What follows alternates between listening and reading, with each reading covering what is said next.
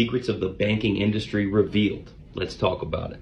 All right, banking. So everything's about banking and energy. Like our bodies are batteries. We store energy. We use energy. It's all about currency and flow and how everything is stored and deposited and released. That is how the whole system works, the whole house of cards.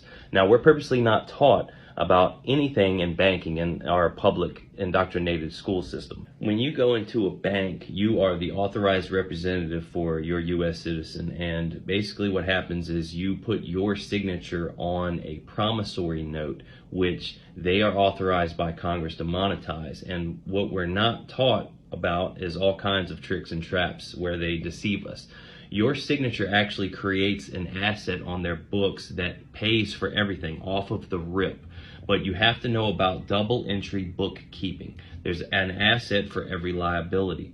When they create that asset, they mirror it and create a liability, and they contractually call us, or your U.S. citizen, a debtor.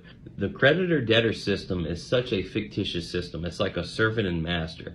Everything is in trust, and then they basically trick us into thinking that it's a servant and master type of relationship, when in actuality, our signatures created the funds that they put on their books. Now, what you don't know is on every check, whoever signs the back is the liable party on that instrument. Now, when it comes to commercial documents and instruments, there is a public side and a private side. The front is always the public side. The back is the private side. If you look at a Social Security card, the front is the tax identification number, but on the back is the actual bond number that is the security. When it comes to the $1 bills, they are actually backed by the bonds on the back of the individual trust Social Security cards. And if you look on the dollar bill, there's two signatures. A creditor signs on the right, the debtor signs on the left.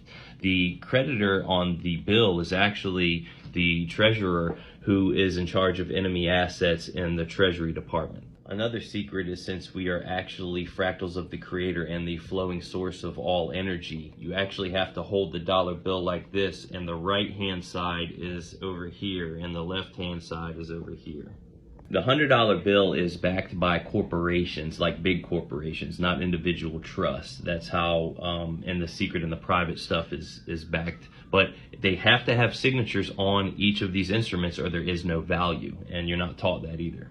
I'm always telling people that contracts are enforceable, and when you sign up and agree to be the debtor, even though your signature created the asset on the books, and if you look up in definitions, liabilities are actually banks' liabilities. The CFO is the liable party on that debt instrument because they are the ones that sign the back in order to deposit. You cannot deposit a check unless you sign the back.